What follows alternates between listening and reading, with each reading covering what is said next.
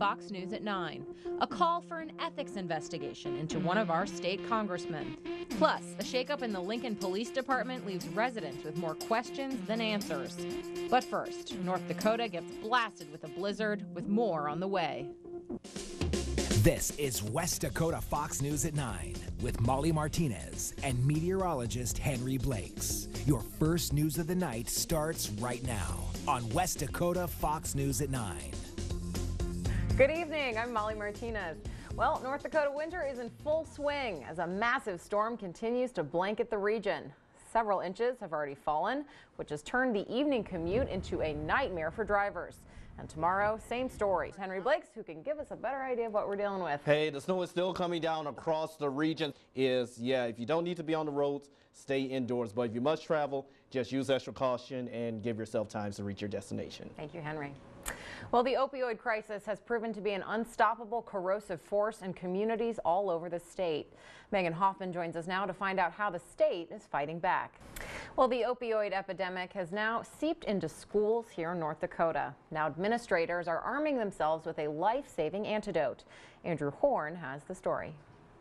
Well, lawmakers are looking for ways to prevent crime and think the answer could start in the classroom. The Justice Reinvestment Committee is meant to find ways to save the state money by helping people before they commit a crime. Today, the committee discussed programs that would help high-risk children. Reduce minimum mandatory sentences. We can offer more treatment for addiction as people get into the criminal justice system, but the single best way to help the criminal justice system is to steer kids away from it before they ever get involved in it. The concern is that when someone enters jail, they receive an education on how to be a better criminal. Well, a shakeup tonight in Lincoln. An officer finds himself in hot water, causing another to resign on the spot. Tonight, there are more questions than answers. Reporter Daniela Hurtado went to Lincoln to get to the bottom of it.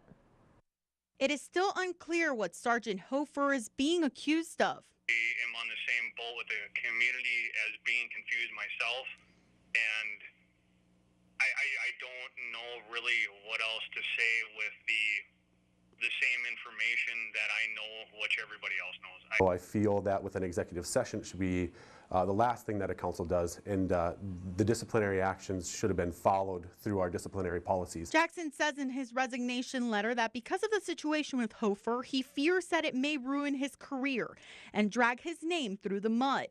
These recent actions are leaving community members unhappy. This is the best police force Lincoln has ever had. The agenda from last night's meeting says the executive session was to, quote, receive attorney consultation relating to legal action associated with the labor and employment of Hofer, but no actions or decisions came from it. One council member was the only one with information on this.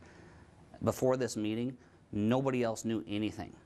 It's a little fishy to me. Lincoln Police Chief Joe Gibbs says Hofer hasn't been written up and it would be a shame to see him go.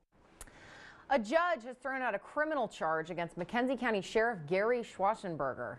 Schwarzenberger was charged in state court with misdemeanor misapplication of entrusted property. Schwarzenberger reportedly racked up a $1,000 bill on a county credit card at a Las Vegas Sheriff's Convention in 2015. South Central District Judge Sana Anderson dismissed the charge on Monday. A Bismarck man was arrested earlier today after waving around a machete at the North Walmart. Police arrested 25-year-old Darvin's John Marie. Officers say they tried to talk to John Marie, but he wouldn't cooperate, so they tased him. He now faces charges of terrorizing. In political news, state Democrats are asking for an ethics investigation into Congressman Kevin Cramer's use of his official Twitter account. On December 30th, Cramer tweeted, "It would break your heart to see our polling," to a reporter from WDAY in Fargo. By doing so, some think he violated the code of ethics regarding congressional accounts. There are also questions of his use of campaign funds. Cramer says there's nothing to see here. It's a petty complaint filed by a petty organization in hopes of trying to confuse other issues and drag things that aren't ethics violations into a broader discussion. The Office of Congressional Ethics would not confirm if they've received the letter. They added that if they did vote to investigate, the investigation would take no more than 90 days. A North Dakota lawmaker is among those suing the state over a new law intended to clarify disputed ownership of minerals under a Missouri River reservoir. Rolla State Rep Marvin Nelson says the law is unconstitutional. He says it's a giveaway of precious state resources. He says the dispute should be settled by a judge, not lawmakers. Back in Bismarck, Gold's Gym is getting a full body makeover and operating under a new name. Maddie Jelseth went to check out the new space today. Earlier today in Indiana, a massive highway crash pileup burst into flames. This is in Seymour, Indiana. The crash involved multiple semi-trucks. Officials were forced to close part of the local freeway as they tried to get the flames under control. One person is reportedly hurt, but the injury is not considered serious. Authorities say the cleanup will be extensive as hazardous chemicals from one of the crashed trailers is leaking. Police in Texas hope surveillance video will identify the people who forced a juvenile inside the trunk of a car. The incident happened Monday at Popeyes in Harris, Texas. Customers say they saw the young person bolt from the car and run around the parking lot. 2 other people are seen chasing him. They eventually catch him and force him into the trunk. All right, time now to take a full look at our forecast ahead, and there's a lot going on, Henry. Yeah, not so much in Montana. Welcome back. President Donald Trump's new push to vastly expand offshore drilling off every coastal state is now getting some pushback. Reporter Phil Keaton explains. Less than a week after President Trump's executive order to dramatically expand the country's offshore drilling for oil and gas, affecting every coastal state, Florida now becomes the first state exempted. In the past week, in a rarity, multiple Florida Republican lawmakers bucked the president and joined Florida Democrats opposing expansion in federal waters off of Florida's coastline, including Senator Marco Rubio and Gulf Coast Congressman Francis Rooney. We are a highly developed residential coastline. A lot of tourist industry is our main industry, and we can't suffer the risks of another BP horizon. And Republican Governor Rick Scott weighed in, quote, "I have already asked to immediately meet with Secretary Zinke to discuss the concerns I have with this plan and the crucial need to remove Florida from consideration."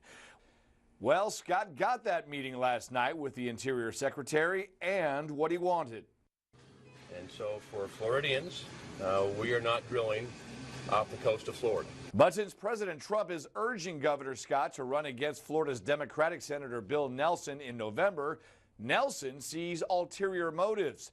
12 years ago, Nelson helped craft the current Eastern Gulf of Mexico moratorium that bans rigs within 125 miles of the Florida coast. Quote, "This is a political stunt orchestrated by the Trump administration to help Rick Scott, who has wanted to drill off Florida's coast his entire career. We shouldn't be playing politics with the future of Florida."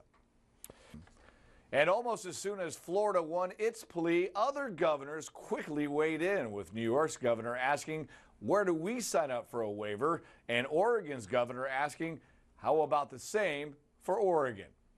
In Miami, Phil Keating, Fox News. In business news, a dog walking app is in the dog house tonight after accidentally exposing customer addresses and lockbox codes. We're talking about the app WAG. It already breached, the breach led to some break-ins, and the app called it a technical glitch, saying it inadvertently exposed web pages showing private customer information. It isn't clear how long the pages were accessible, but they were taken down.